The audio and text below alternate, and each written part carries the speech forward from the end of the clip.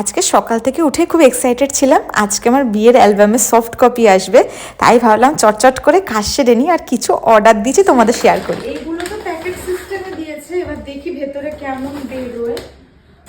না না ঠিক আছে, দেখি হালকা লাগলেও ঠিকই আছে, আর কি ভারী হবে মানে কি বলবো, ডিশ চাই বলো না কেন। ওয়াও, এটা ভালো এসছে।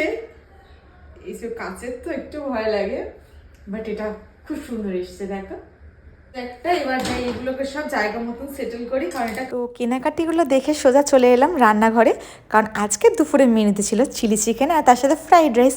তার জন্য প্রথমেই এখানে ফোড়ন দিয়ে একদম রেস্টুরেন্টের মতন চিলি চিকেন রেডি। এবার চলো ভেজ ফ্রাইড রাইসটা বানিয়ে ফেলি। আর দুটোর কম্বিনেশন যা আমি দারুণ বানিয়েছিলাম না, সত্যি বলছি এইভাবে রান্না করলে না রেস্টুরেন্টে গিয়ে খেতে ইচ্ছে করবে না। দেন নিজেই টেস্ট করে বসে পড়লাম আমাদের অ্যালবামগুলো দেখতে, দুজনে মিলে দেখতে শুরু করে দিয়েছি।